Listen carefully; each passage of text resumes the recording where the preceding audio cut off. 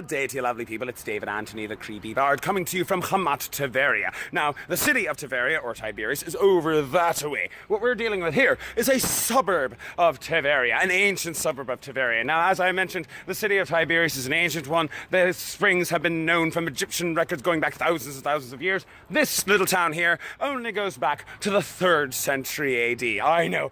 Only the 3rd century. Welcome to Israel. Over here you can see this is an old residential part of the city. You can see all these walls and all these rooms. Isn't that lovely? Now, as I bring you up here to the gate, you should know that this city was actually built again and again. This is Israel. Everything's in layers. Things get built one on top of the other. So the ruins that you're seeing here date to, around the 5th and 6th centuries. But the oldest parts of the cities go back all the way to the 3rd century. Over here, we've got the synagogue. This is specifically the part of the synagogue that was built in the 5th century. That's the modern building that houses the central part of the synagogue. Because the synagogue, there was an old one from the 3rd century and then a new one from the 5th century. They all just kept getting built on top of one another. So what you're looking at down here, that is part of the synagogue from the 5th century. This is a side chamber. The main chamber would have been over there. The side chamber, this is used as a Beit Midrash, or a house of study. This is where people would gather to learn the Torah, whereas the central area was where you'd actually have the prayers. Now up ahead of us, we've got the walls. These are the walls of the city. These go back to the 6th century. And again, this is when urban sprawl came along, because urban sprawl was a thing back then as well. This was originally a suburb, but eventually the city of Tiberias expanded and it encompassed all of it. And so you had these walls had to be extended. Over there is the gate of the city. That gate goes again back to the 6th century when they had to extend the walls in order to encompass everything, because urban sprawl is a thing. Used to be a suburb, then became part of the city. Now it's a park. It's lovely. Now over here, again, this is all part of the synagogue that was built in the 5th century. We're looking at the back side of the synagogue right now. We're looking at it from the outside, but we're about to go inside. Down that way are some Roman baths. I might take you there later. That should be fun. As we go up around here, I'm going to be showing you what is sort of the nave of the synagogue, although you wouldn't really call it a nave because a nave is part of a church. But this is the part of the synagogue coming around this way, where the elders would sit. This is where the rabbis, the elders of the community, not all of them rabbis, some of them were secular leaders of the community, but the leaders of the community would sit here in this little semicircle during the prayer service.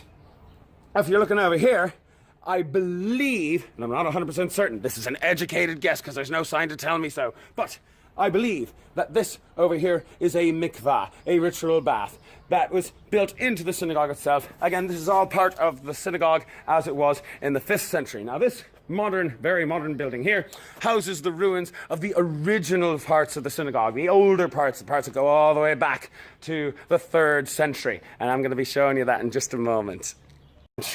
Now there you go.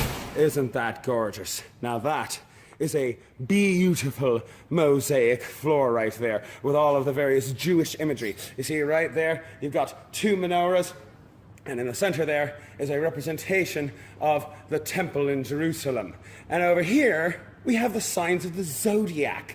Now, this might seem a little bit weird because after all, zodiac is kind of pagan. But the thing was, back in the day, back in the 2nd to the 5th century or so, Greek symbolism and Greek art was a very big thing in the Eastern Mediterranean, and it influenced the Jewish world. And so you ended up with floors like this, mosaics like this, showing, you see, there's Virgo or Betula, there's the Leo or the Aries, and there's the Libra, Scorpio. You got all the mosaic. Down here, those are Greek inscriptions. Those are names of people who donated to the synagogue. Remember what I showed you up in the north, that seat of Moses with the Aramaic on it? Yeah, it's a thing in Judaism. You donate money to the synagogue, you get your name somewhere. So these fellas, they donated money to the synagogue, and now they've got their names on the floor. It's fantastic. I'm going to show you a little bit more of this. Isn't this beautiful? Lovely mosaics.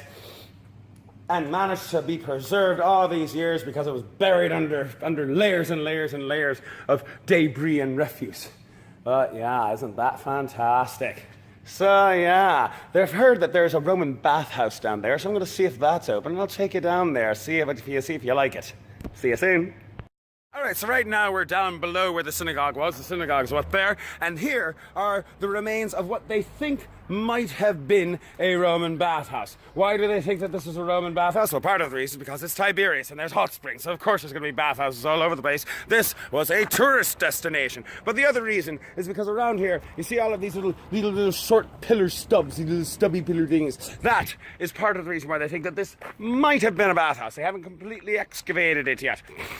But basically, those would have been remains of the calderum. The calderum would be part of the Roman bathhouse, which was essentially like a sauna or a steam room. And those little short pillars would be put underneath a floor that would be on top of another floor. Basically, floor, pillars, another floor. And you would pump hot air through that. And then you would take water and pour it on the floor, which is now hot. And that water would then steam, and you get a nice steamy, sunny sort of bathhouse thingy kind of deal. So hopefully I'm gonna actually get to dip into the hot springs for real. That would be nice, considering the last thing I dipped in was a cold spring. That would be lovely. So yeah, I'll see you again soon.